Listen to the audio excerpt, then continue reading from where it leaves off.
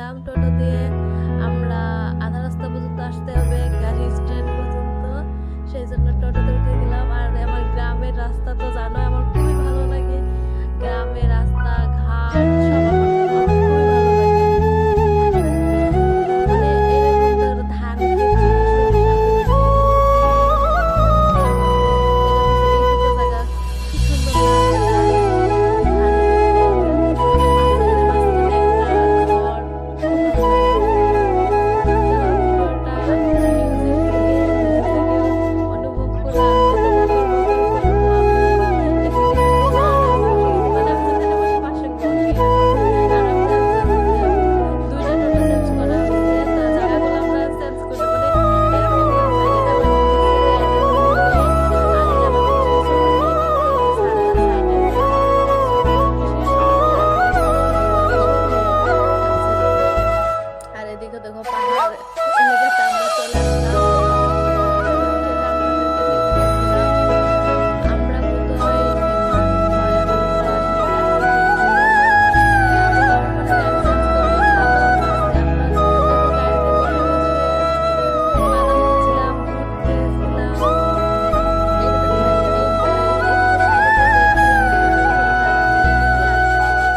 দিয়ে পিছন থেকে ওরা বসেছিল, আমার দিদির ছেলে আর পিসির ছেলে একটা, ওদিকে মা বসেছিল।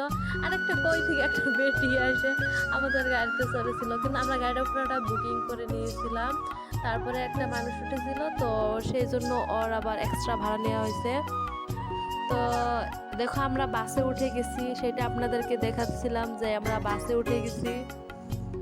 আর আমার প্রচণ্ড শরীর খারাপ ছিল, মানে কিছু বলতেই পারছিলাম না যে শরীর খারাপ হয়েছে।